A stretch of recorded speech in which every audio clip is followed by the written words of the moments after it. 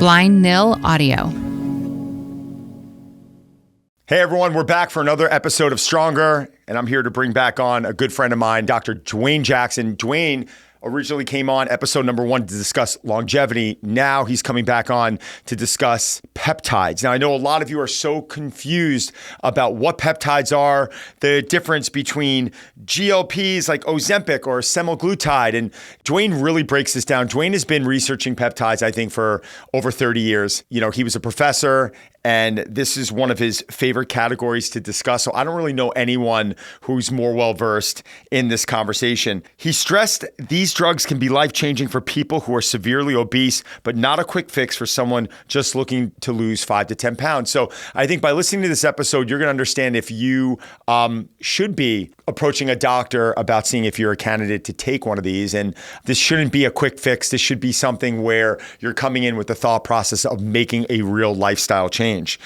Toward the end, he emphasized that peptides are powerful, but they need to be used responsibly and under medical supervision, not just because they're trending online. And this is something that I always urge you guys to think about. You might hear different opinions, or you might hear something online that's spoken with conviction and such certainty.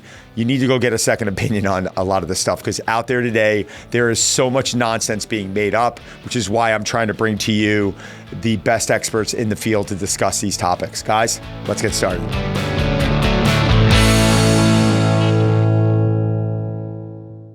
Dr. Jackson, welcome back.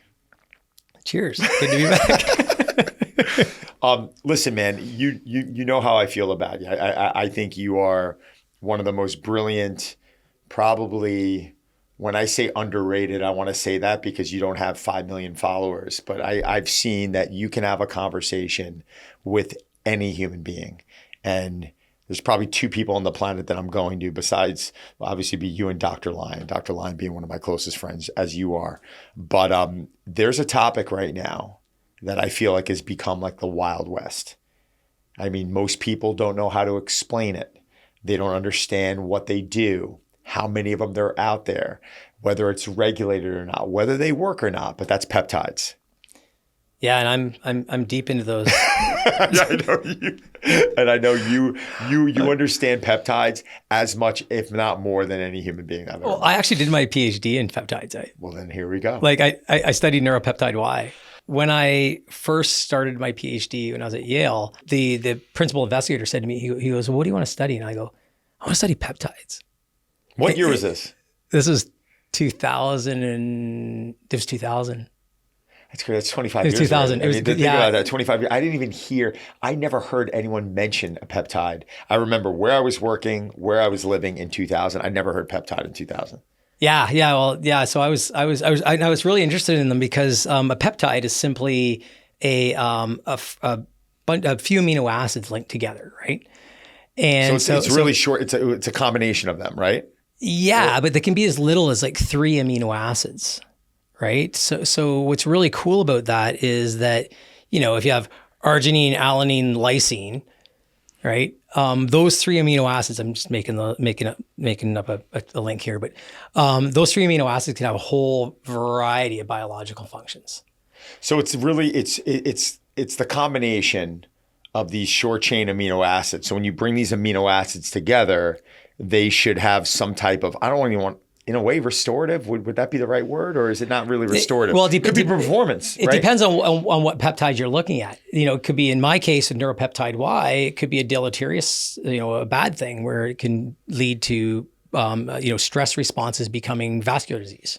Okay, so but the peptides, as we're talking about them in this context, are really the compounds that are not currently, or most aren't currently FDA approved, and the ones that are becoming quite popular. So, for example, insulin is a peptide. So there's one for everyone that's like, we've been hearing it. Insulin's been forever. Yeah. But right now we have these peptide products that are analogs for GLP-1s, or they're agonists for GLP-1 receptors. So would that be like Ozempic, Mounjaro, and then now Rituximab's coming out. You know, it's still in I think phase 3 clinical trials. And those are more of the peptides that people are taking for weight loss. Absolutely. Yeah. And I mean, glucagon-like peptide is one of the satiety hormones. So it makes sense that if you take an analog of that or something that at least hits its receptor, that it's going to make you feel fuller. Right. For me, these new, if we're talking about, these new GLPs, Mounjaro, tirzepatide or semaglutide, these are really interesting compounds. And I have to say, you know me, I dig into things a little deep sometimes. Mm-hmm. So I actually decided, okay, I got to see what the big attraction is here, to see what this stuff does, because I had a lot of clients that were coming to me trying to figure out their diet while they're being prescribed. Did you jump on it? Oh yeah, I did it for like 6 weeks. I couldn't take it longer than that. Which, by the way, I completely respect, because I think if someone's going to be able to talk about something, they should be able. Hence, why I've never spoke about hormone replacement therapies, nor do I think someone with my expertise should be. But I've been a human guinea pig all my life. Yeah. So for me, it was like, how do I understand what my clients are feeling or going to feel when I'm saying to them, like, this is probably time for you to be using one of these compounds, high blood glucose, 350 pounds, you need, you're a couple hundred pounds overweight. And it's amazing actually how well these compounds, tirzepatide especially, work on food noise. Food noise, meaning wanting to have additional, so you had no cravings. Well, you want to, and people probably watching this will be like, oh, I know exactly what he's talking about. We're talking like, you didn't know your head was constantly going like, oh, this tastes good, or just mumbling in your head. And being a former bodybuilder and someone who force fed for most of my teen years into my 30s, I woke myself up at 3 a.m. so I could eat, every 3 hours, like stupid stuff like that. It's amazing how much food noise you have and you don't even realize you have. So for a lot of people, those particular peptides have been really, I think, probably the biggest innovation in dealing with severe cases of obesity or being overweight, coupled with metabolic issues. Now, I'm the believer that to each his own, right? In the sense of not where we'll do what you want, but I truly believe that there is a serious place for these peptides in people's lives, even though a lot of is the research conclusive yet? Are there still things we're finding out about it? Well, for the GLPs, the research is relatively conclusive, but right. I think we're finding through, now it's like the big clinical trial because everybody's using it. Not everybody, but there's a lot of people on these drugs. And so, we'll see how it all kind of falls out in the end. But for right now, this is for people that cannot lose weight because of, just food issues. It's amazing how well they work. And it also highlights the importance of satiety hormones in the body.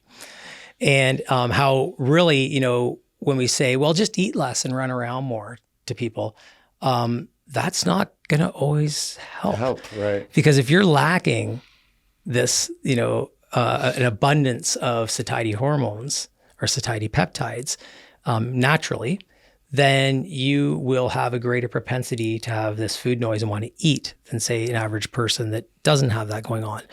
And so now we're starting to learn about the cascade of events that occur in one who's on a journey, that they just cannot lose weight. And now we're seeing it happen pretty linearly and pretty consistently. Let's go through because we're starting with the weight loss drugs, which I think is appropriate, and we're not jumping into some of the more call it restorative ones, BPC 157, all these other peptides, which I think we can go down a big rabbit hole. I think a lot of people are going to want to hear about this. I may have some questions for you about BPC, but can you talk about some of the pros and cons to getting on some of these GLPs? Yeah. So one of the things that we know medically is that for people that are, severely overweight and have metabolic issues like metabolic syndrome, where, we have hyperinsulinemia, like high insulin levels in the face of high glucose levels, inflammation and dyslipidemia. So cholesterol levels are all over the place. Any diet that makes them lose weight will result in a greater effect on health than not doing it at all. Any diet that's going to help them lose weight is going to be beneficial.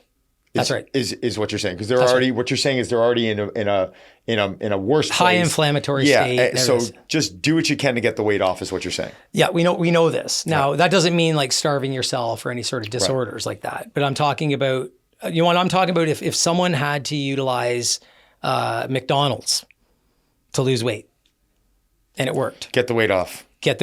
And that's going to be your biggest health move. Right. So we do know that. So whether it's keto, whether it's carnivore, whatever it is, get that weight off, because you're already morbidly obese, or you're already whatever works, right? Yeah, sure. But the real essence of these is that they end up when people think they're broken, when you're on these medications, you got to flip it over. Okay, so I work with about 6 clients that are on tirzepatide, Mounjaro. What happens is these people that couldn't control their eating now all of a sudden don't eat.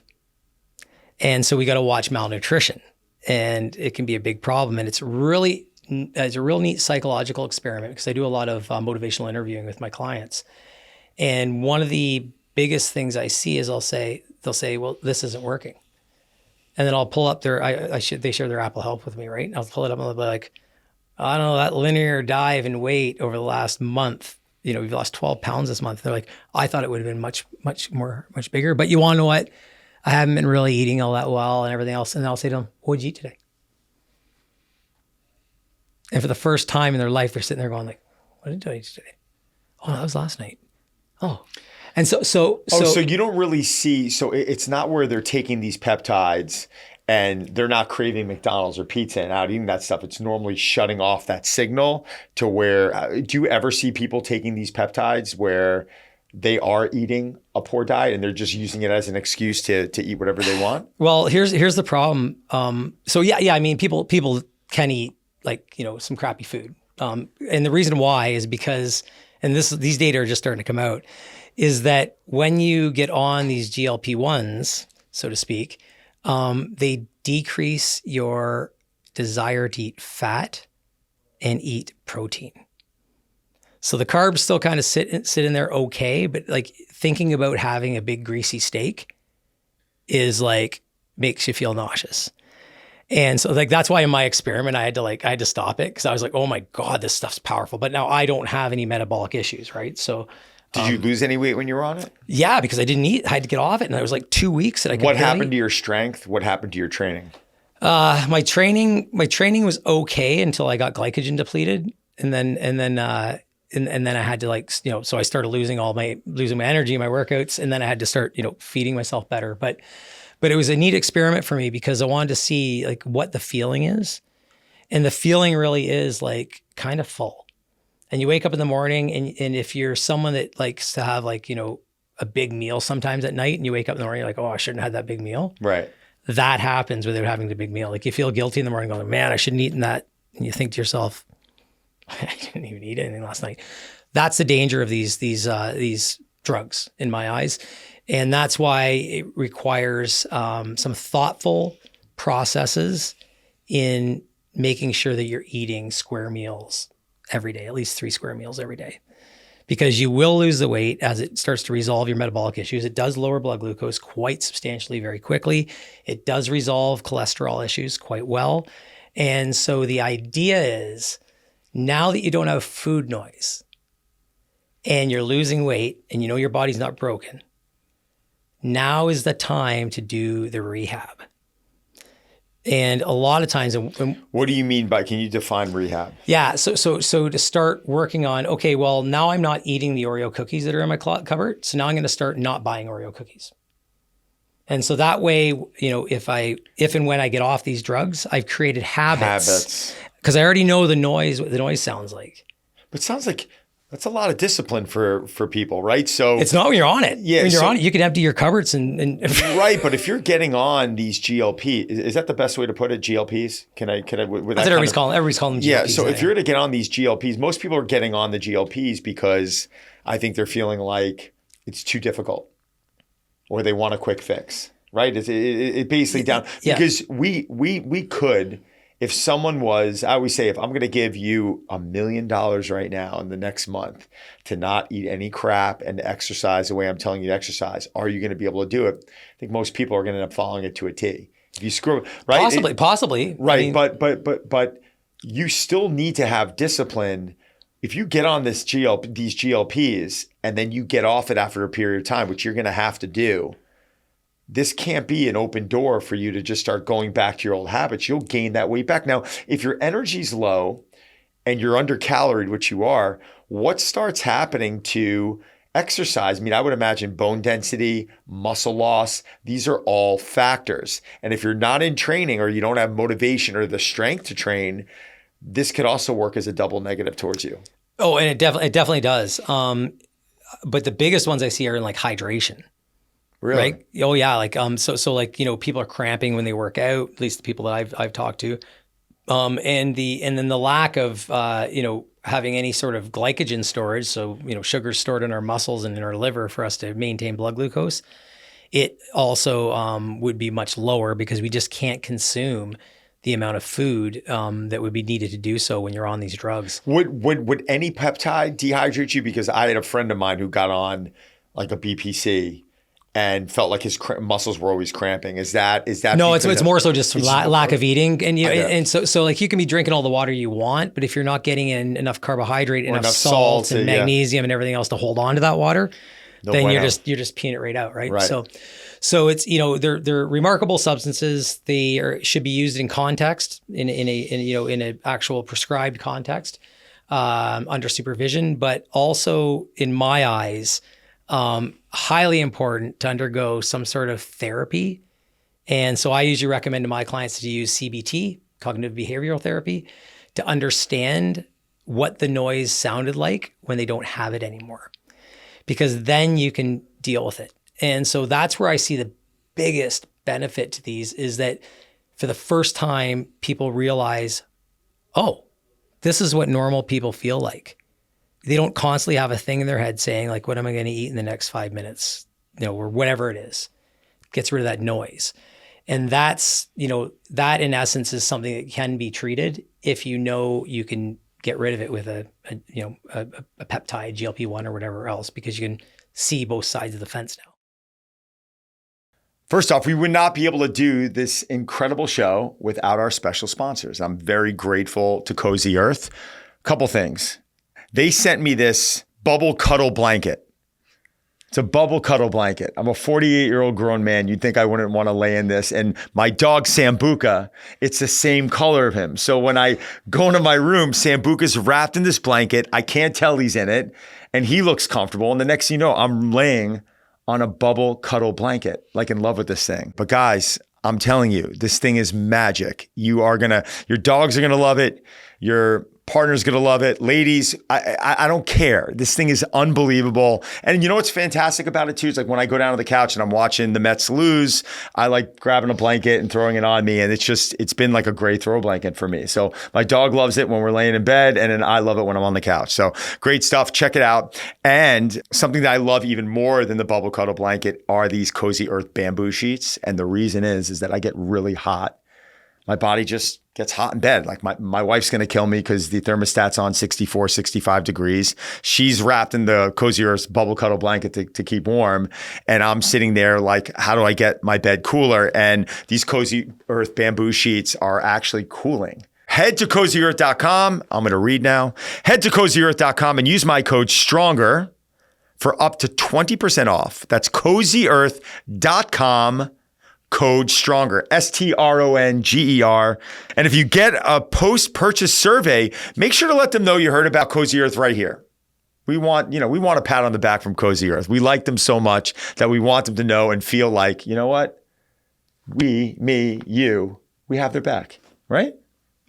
These partnerships are very important to us. So head to CozyEarth.com and use my code STRONGER for up to 20% off. That's Cozy, CozyEarth.com, code STRONGER. Thanks, guys. All right, guys. First off, I have to thank my sponsors. One of them right now being MitoPure. Thank you guys for just being a loyal sponsor of ours. Probably, I think it was our first one. Was that our first sponsor? Yeah, I think it was. I'm saying it was. So they have a few different products. They have MitoPure, which is a urolithin A product, which is why I'm in my 60s and I look like I'm in my early 40s. So I've been taking this product for a while. My skin, my lines, my energy level, my mitochondrial function is fantastic. And this is one of those supplements. I like supplements, but you got to understand, I really value the importance of nutrition and sleep. MitoPure, their urolithin A supplement, I take 4 capsules a day. That's 1,000 milligrams. I take it religiously, and I really can't travel without it now because I have seen benefits come from this with probably about 3 to 6 months. I just started feeling like my skin was glowing a little bit more. I was feeling a bit younger. I was. Okay, I'm not 60. I'm 48. Cat's out of the bag now. They also have these gummies that are delicious. And they also have a powder, which is fantastic as well if you're into powders. So that's it, guys. MitoPure, again, thank you again. Timeline, thank you. And Timeline is offering 20% off your first order of MitoPure. Go to timeline.com/stronger. That's TIMELINE.com/stronger. I can't believe I actually had to read how to spell Timeline. I did, though. Thanks, guys. So someone who's going to explore, with a GLP-1, they are to get on it with supervision. They are to pretty much cycle on and off of it. Is this something that you should be taking all the time? Do some people take them all the time? So in the medical field, it's not something that you're going to cycle on and off of. In fact, a lot of physicians would say you stay on it indefinitely. Yeah, indefinitely. But in the peptide industry, the research peptide side, there are a lot of people that are now playing around with like microdosing, multiple doses per week instead of one big shot on a Sunday, and going on and off of it. And these people aren't clinical cases. But do people adapt from being on it all the time? Is it something where just it stops working? It's not as potent? I don't know. It's I not in my experience, and Right. not probably in most people's experiences.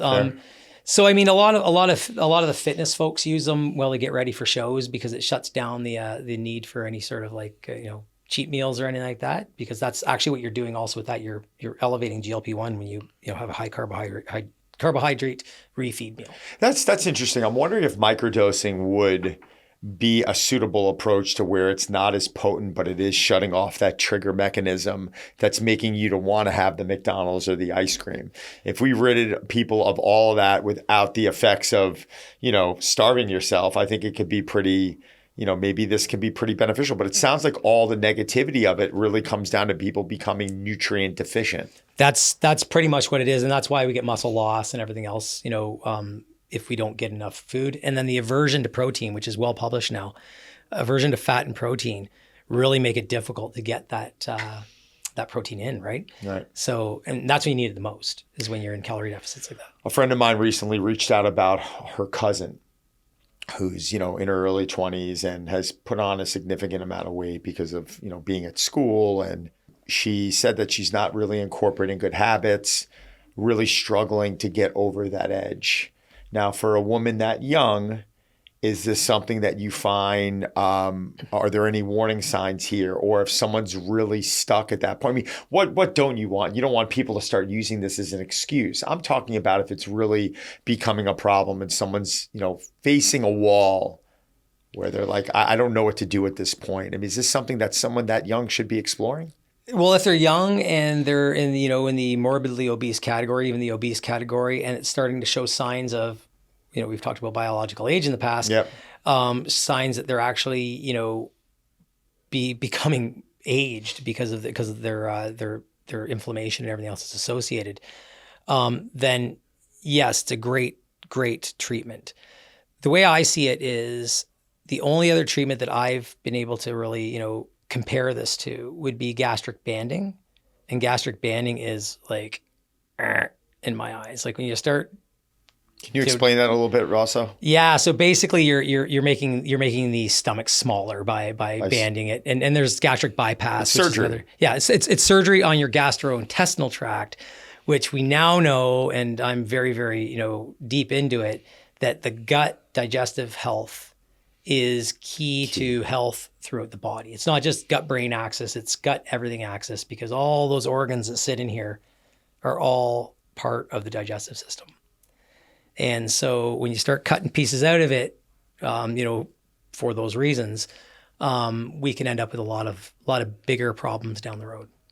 Staying on the whole peptide topic, because I still feel like there's a lot more. Yeah, so let's jump into some. We've talked about longevity and biological age and stuff. Yeah, the big ones right now are these ones that enhance mitochondria, right, so to speak.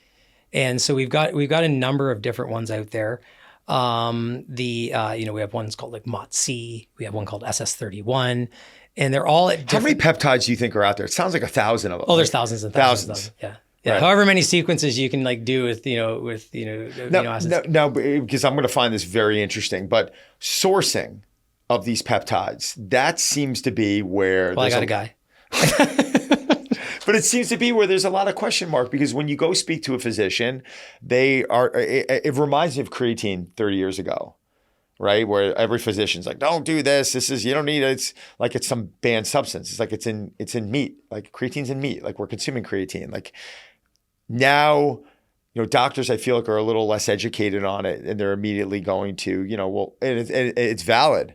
Where's it being sourced from? Well, we have a third party. I was listening to Rogan recently. I wanted to listen to, he brought on his peptide guy, and his guy's talking about how, they third party test everything and they have literature on everything. But how do I know that? Like, what is it? Just because you're saying that, am I going to be able to read this data? Or is someone else going to be able to read this data? And is it clean? Do we know where it's being manufactured, processed, stored? Call it what you want. I always question sourcing, and then I'd like to get into all the different types of peptides. Yeah, so sourcing kind of when we talk about peptides, for the most part, peptides and small molecules kind of get mixed up together, and peptides are amino acid strings, and small molecules are designer drugs. Most peptides are naturally occurring things in the body.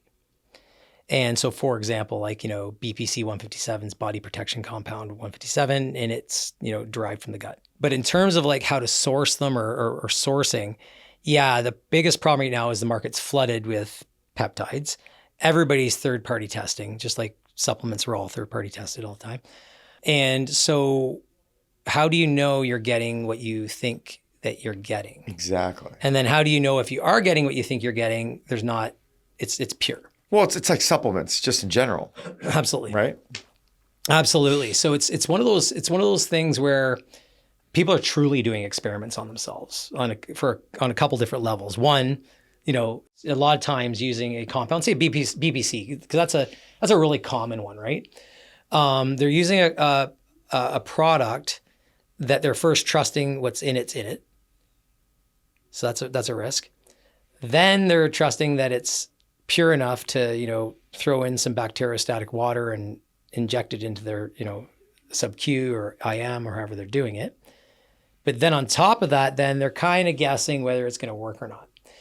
Because although there are a number of these compounds that do have pretty good clinical data behind them, a lot of them really have, 3 animal studies and a cell culture study, which is not human clinical trial. No, right. These are preclinical studies and very few of them. And so why aren't they testing it on humans yet? Well, they are. There are quite a few. Like BPC has been tested on humans quite a bit. Thymosin beta 4, which now people use a truncated version of it or smaller amino acids. What's that for? It's actually for repair, body repair. TB500 is what's the common one for that, and they use that with BPC 157. Yeah, I actually heard those being combined. Yeah, and they're generally combined. That one does have some clinical data behind it, and it's been pretty decently validated. The problem with a lot of them, though, a lot of peptides is they have immunogenicity, which means that they can react with the immune system, and in doing so, then you run the risk if you don't know you have some issue with some disease or whatever. Say you have cancer brewing, for example, right? You don't know if that's going to actually interact with this thing that you don't even know you have. And so it's a little bit, it can be a little bit of a risk. You're doing research. So what you're saying is you'll just speed the process up or potentially magnify potentially. Like, for example, that's a big issue, by the way. Let's be very clear there. It's huge. Exercise mimetics have been around for a long time, and these are products or peptides that are involved in optimizing mitochondrial function and these kind of things, decreasing antioxidant, so decreasing oxidation in the mitochondria, helping it transfer electrons to make ATP, like stuff like that. And one of them, GW1516, I believe it was called, it was out. When was I using that? So it was out when I was big in my bodybuilding days, probably 2010, around there somewhere. And it actually, it's a PPAR agonist, which these PPARs are these things that get upregulated during exercise. So the guess is then, well, if that's an important molecule and we inject it in our cells, then we should get exercise effects by doing this. And what they found was, though, after the clinical trials, it did make it that far, was that it increased the propensity for cancer in at least in mice, which is enough for it not to go to the next level. So right? this is why they haven't been regulated yet, pretty much. Yeah, because there's a number of reasons why they're not being regulated, but one of them is I think one of them is because it's such Wild West. It's kind of like, it's a little too scary. But GLPs, this has not happened with GLPs. No, GLPs were developed by big pharma and then basically copied by Chinese peptide pharmacies that then were making them and shipping them over. That's they didn't start as a research compound and then end up somewhere. They started as an actual clinically tried medicine. But with a lot of these other compounds, that's not the case. Now there are ones in there that are used clinically. One's called tesamorelin, and it is a growth hormone releasing hormone peptide. And so what that simply means is that when you inject it, it interacts with your growth hormone release in the pituitary because it mimics the natural compound that releases growth hormone. And so people take that for longevity, aging, and that kind of stuff, but that's not what it's actually prescribed for. What it was developed for was HIV/AIDS and fat deposition, ectopic fat, so inside around your organs and everything. It was shown to help really help eradicate this, life-threatening situation. And so people went, it decreases belly fat. So tesamorelin must be a growth hormone analog or a growth hormone releasing product that I can use to decrease belly fat. But it wasn't actually developed for that. It was developed for people with HIV/AIDS, the immunosuppression they're on, and everything that happens to them. They end up with high levels of fat deposits around the midsection. I don't think it's so much an aesthetic thing. It was more so a health thing. So there's one that has passed that, but it would be off script to or repurposed if it was used in the general population for anti-aging. All right, so now this is starting to get a little bit more clear for me. So now we're completely separating the GLPs and the more of the GLPs are like insulin. Okay. Right. So what you're breaking down to me right now is that it seems like you are for a lot of the GLPs, granted someone has truly exhausted a process in trying to lose weight. So, which in my opinion, most people don't do, right? Like very few people fully exhaust but I would find that there are people that I've worked with and you've worked with, and I am allowed to speak about them publicly. I'm not going to bring up their names regardless, but certain people that have, that are 500, 600, 700 pounds, where why not? Like they're struggling to even move and get steps. So in my eyes, in your eyes, would there be any downside in someone who is just, because I've worked with a woman who's close to 900 pounds. I'm working with a guy right now that was almost, 550 pounds. It's a tough process in the beginning because you got to retrain them how to walk. And there's so much inflammation in their body that their knees are blown up, their feet are blown up, their calves are swollen, they're black and blue all the time. Getting them to do basic movement becomes such a struggle. What I don't agree with is the person who's using this as a weight loss drug who is really not so far out of weight. Maybe they need to lose, maybe it's just 5 or 10 pounds. Maybe they need to calm down drinking and they don't want to do that. And they're just getting on that. And then they're not exercising, they're not resistance training, and they're not consuming a micronutrient diet. That's where the biggest issue is right now, is that the the purposes for these, what I consider remarkable peptides, the purposes for them have been kind of distorted now, and they're getting more into the hands of people, well, like myself, trying it out. But you know, I was doing it strictly. So I was doing it strictly so I knew what my clients were feeling.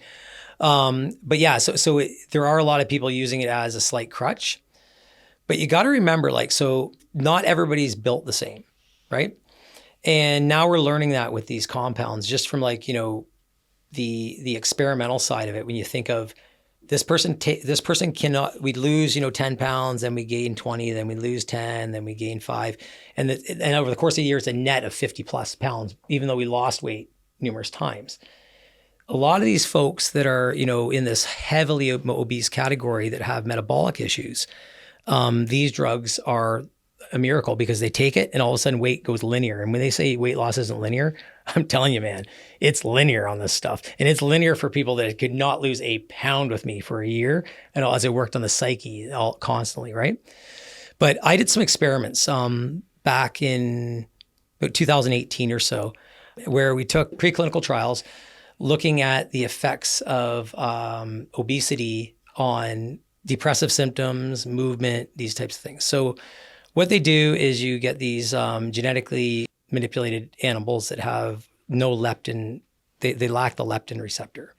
Leptin is the big daddy satiety feeding hormone, and it interacts with insulin. And if you knock that out, these animals will eat and eat and eat, and they will not stop eating. And and the more they eat and the more they basically don't move. You can't get them to move if you try to put them on a treadmill or anything else by any means.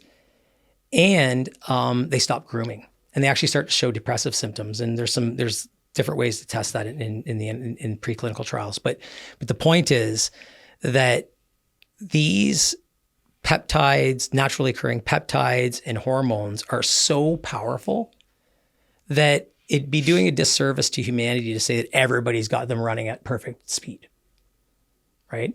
And in fact, they do explain a lot for the differences in the propensity to eat for a lot of people. And so, you know, the research does tell us that it's not just like, you know, stop putting your hand to your mouth. That does work. But most people know how to get to where they need to go. Yeah, right. They just can't build that bridge to get there. Right. Now, my question to you is: basically, is the only downside to taking them muscle loss and a reduction in bone density? And if you were to stop that from declining, is this, in your opinion, something that you have no problems with? Yeah, absolutely. And in fact, if you're getting your regular DEXA and that would be it, right? Like, I mean, it's that simple in a way. Yeah. If you were to get on a GLP and you are to maintain muscle mass and maintain bone density, that means you're doing a lot of stuff right, because you're keeping up with resistance training. You're getting in a macro and micronutrient dense diet. Maybe it's a reduction of it, but you're cutting back on cravings. That sounds pretty powerful to me. It is. And like I said, it is in the right context, right? And that's why, you know, this isn't a promotion for these products out there, but they are kind of a hot topic. Yeah. And people wonder, right? The other peptides, like you mentioned, like BPC 157 and all these ones, you know, again, I've played with them. Whether or not they worked or not, I don't know, because they're not one of those things that you can measure. I've had certain people turn to me and they're like, you know, our friend Jordan used it. He said it completely helped him. I've got other buddies of mine who've used it, and they're like, it hasn't done anything. Yeah, and I guess it depends on the injury too, right? Like, so for me, like, you know, I destroyed my shoulder last year, right? And so I thought, oh yeah, let's do this whole BPC 157, TB 500 thing. But my nerve damage was so bad in my arm, I'm still dealing with it. So did it improve anything? I don't really know, because I was so far gone in the hole. Right. Now, if it was something like, you know, you have a torn labrum and every now and then your shoulder gets stiff, and usually it takes 6 weeks for it to heal, but now it's taking 3 weeks, you got something that's going to work for you, right? So, and those compounds to me don't seem to be too, like, the pathways they work on don't seem to be too dangerous. But again, like, supply and are you getting what you're getting? And if But you are, also, I mean, you just brought up if you have signs of cancer, early stages of cancer, and now suddenly that's magnifying anything. That's magnifying it. That's a huge fear and a huge problem. And or if you're on immunosuppressive therapy and you decide that you're going to take a drug or a peptide that interacts with the immune system, then you may run the risk of decreasing the efficacy of your immunosuppression, and then all of a sudden now you feel shittier if you have Crohn's disease, or if you have, kidney disease for that matter with me, you don't want to be losing an organ, right? Right. So, but there's people that have inflammation that are on immunosuppression that would possibly think that, oh, well, if I use these peptides too, this should, help me with the situation I'm in. Lupus would be one, Yes. right? And we don't know if that's the case. In fact, it might make things worse because of the interactions with your immunosuppression. So it sounds like there's a lot more research on the GLPs, and that if you can monitor it, this is something that could be highly beneficial the most. Do we know any long-term issues besides a loss in bone density and a loss in muscle mass? Are there is there anything, from a psychological standpoint, mentally, do people start becoming a bit offset from taking this sort of thing? I don't know. This is why I'm asking. Not so much. You have the common side effects, like, starting with the most basic, like, pain at the injection site, right through to constipation, diarrhea, nausea. Some people have to stop the dosing protocols elevate, with each month. Some people have to stop these dosing protocols because they're vomiting every time they eat. Wow. This is when things are getting a little too high in the dosing, I believe. And there's no standardization for dosing. It really seems there is. Oh, there is now. There is. Yeah, Right. they have it fully standardized, and it just incrementally, depending on which drug you're on, it increases every month, and up until it gets to a high level. So say like 2.5 milligrams up to 3.5 to 5 to that kind of thing. But the people that are playing with them mostly are kind of like microdosing them, throughout the week, taking them so they can limit the side effects of like nauseousness and whatnot, but still get the effects on the food noise and everything else. Now microdosing, starting to discuss specific benefits when it comes down to lowering cholesterol, et cetera. Like, is that true? Are these things that people are utilizing now? Because would you rather get on that, or would you rather get on some type of Lipitor? Right? What is going to give you not only more bang for your buck, but is one masking the problem opposed to fixing the problem? Is one going to leave you with side effects? What's your opinion on that? Yeah. So if we're looking at comparing statins to comparing, say, these GLPs, right, for, say, lowering cholesterol or normalizing dyslipidemia, the real question is what's driving the cholesterol issues? And so if it's someone who is overweight by nature, and they have always eaten a lot of fast food and everything else, and they've got, problems with cholesterol, GLP. The GLP is going to lower that insulin and lower that glucose and lower the cholesterol, because first there's interactions biochemically, but also you just aren't eating that stuff anymore. Right. Which sounds like even with the statins, people are continuing to eat a poor diet. They're just, in my eyes, masking the problem. So is this going to start taking the place of that? Who knows? And we're at the forefront, right? And is the microdosing, is this just, that would sound like a much safer approach. Are you just not craving as much, but still, able to make decisions on your own? Does that make sense? Is it just like a lighter, it's just kind of cutting down on some of the cravings a little bit, making things a little bit easier for you? Is that all it's really doing? Yeah, and that does work. 100%. But the problem is how, they'd have to run a dose finding study of high magnitude, big, because the reason why TRT is the way it is, generally it's prescribed once a week, right? Right. These GLPs are, because most people don't want to inject themselves multiple times a week. So they make it easier. But to have a study that, you could do all these different permutations and combinations of dosing would be, really difficult. But I think the physicians, as they get on board with this, and the ones that are actually really, really privy to this, even more privy than I am to this area, are starting to now understand that there are different ways to apply these valuable drugs in these populations. It's going to be fascinating. I mean, are we still under-researched in the sense of it just hasn't been around long enough for us to see long-term issues? So people might have been, they might be researching now GLPs for the last 10 to 20 years. Do we know what it does to someone 30 years from now if they've been on it? Do we have that information, or is that something only time will tell? That's only time will tell. Yeah. And I mean, does that scare you a bit? I mean, shouldn't that scare most people a bit? Yeah, but it's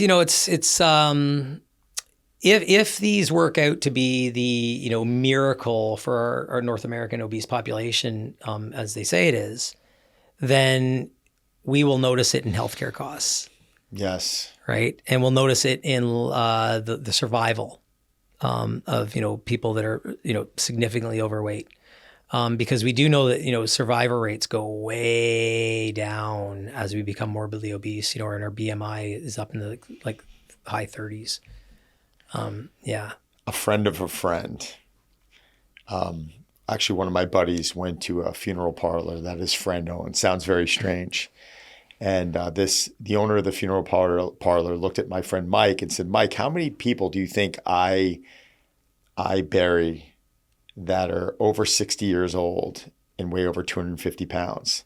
And he's like, "Probably a lot." He goes, "They don't make it that long." Yep. Right? So my first response to all this, and I am not a doctor, nor should I be the one anyone should be listening to, that's why I brought you on, is if you get to a specific age and you're dealing with someone who's 65, 70 years old and they're 200 pounds overweight, I think the risk is worth it because they may not make the next couple of years. And, so at that point, that I can understand. And if I was in that position and I could not, yes, I would definitely explore this. Someone 20 years old, 21 years old, who needs to change some habits. I'm not completely against it based off of what you said. I mean, you really opened my eyes to certain things, maybe, limiting those triggers in their head going off to wanting the McDonald's or wanting the pizza or making those poor food choices, but then understanding that there needs to be some lifestyle changes. Well, and there has to be anyway. Yeah. Like, the honeymoon phase of the weight loss on these drugs is, pretty big, but when you're 100 pounds lighter, you're still the same person in your head. Like you don't become the, athletic version of yourself in your head. Your head is always going to be thinking the same things. And that's why I mentioned, one of the best things you can do if you're using these compounds is to understand how well they're working for you and where they're working for you so that you can erase whatever that is out of your life down the road, through therapy or through just, good coaching or anything else. Because that's where the magic's really going to happen, is not relying on these medications to sustain your life. I mean, that's why, like in a lot of cases, like, you mentioned Lipitor earlier, like statins and everything, they're being prescribed now and people aren't changing habits.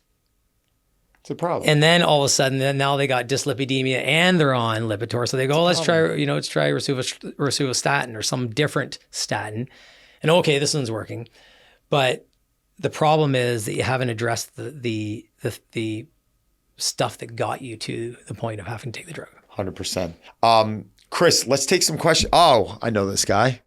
Yeah, we have one question today for this one, and this is Jonathan in Tampa. Here we go. One of my challengers. Hey, it's Jonathan Mitchell from Tampa, Florida. Don's my coach about 4 years now. Dwayne Jackson, I've seen him around, Don's groups and stuff. Great guy. I just had a quick question on you guys. Got the fitness part down with Don, really leaning into the longevity stuff. So I really had a question about glycanol NAC and peptides and stuff for longevity. So if you guys could talk a little bit more about those specifically and even other longevity protocols and stuff. Man, that'd be so cool. Thank you so much, guys. He's such a nice guy. So what's your opinion on that? Yeah, so glycine and NAC, which I think he mentioned, is a great one, and it's actually it's just N-acetylcysteine, which increases. This is a basic supplement, though. Absolutely, and right. But what we do know is, I actually posted this a few months ago, is that it does actually help with this whole longevity, biological age stuff. And so NAC is N-acetylcysteine is a precursor to glutathione, which is a very potent antioxidant. So as we age and we're looking for longevity, we want lots of oxidative stress to be taken care of, and NAC is great for that. But there's a really neat synergy between glycine and NAC to promote mitochondrial health and decreases in oxidative stress, which then help our mitochondria do their job making ATP. So excellent. That's an excellent product. You can get it combined. You can get it separately. It doesn't matter. And when you say combined, you mean as a peptide to where it becomes injected, and you could still take it as a supplement. Like I know Thorne sells some of these. Yeah, absolutely. Yeah. So Right. I would just take it as a supplement. NAC is very, very well tolerated and absorbed. It increases glutathione levels better than glutathione itself because glutathione gets broken down. There's no reason to be injecting N-acetylcysteine. I had this conversation actually a few times with in some podcasts I've done. And on the other hand, there's no real reason in my eyes to inject glutathione because that's the only way you can make it bioavailable. You're just better off taking NAC. It works really, really well. And when you combine that with glycine at the same dose, so usually it's about 1.6 grams of each per day. You can split those up. With NAC, I generally tell people to take 500 milligrams 3 times a day or so. You can do the same with glycine. But the two together, like two combined, work really, really well for longevity and health and everything else that people are looking for as they age. Love it. Awesome. All right. So I want to thank you for coming on today. You and I can just go at it for hours, which is phenomenal. Just a wealth of knowledge. It's really terrific. And I think the thing I want to tell people is you have to know where your source is, who your sources are, or where your sources are from. And I think a big problem right now is people tend to sound smart on social media, but they don't have the credentials. And I'm almost a bit against that. I'm going to listen to someone who's got a background in this, someone like yourself who has studied this and has, seen trials and has this background. And I think sometimes we just look at it for, so-and-so said it's great. Or my buddy who has a lot of money started taking peptides and he says it's working great for them. Like, right? That's fine to ask those questions. But I think coming at the end of the day, I think the buck should stop with someone like you, and from there, then you got to make a decision. But I think in concluding all this today, we don't truly know the risk of everything out there yet. We don't. No. Right. And I do, like I said, I do podcasts for the IFBB on this stuff. And I always say that is like, if you're experimenting on yourself, just know that like we really don't, there's no real safety data on these compounds.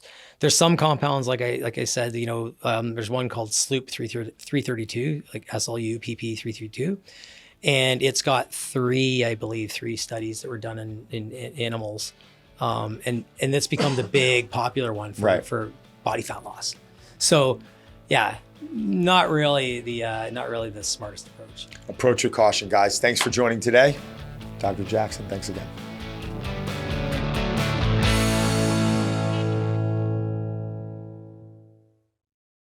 The views, information, or opinions expressed in this series are solely those of the individuals involved and do not necessarily represent those of Chip and Joanna Gaines, Binel Audio, nor Magnolia.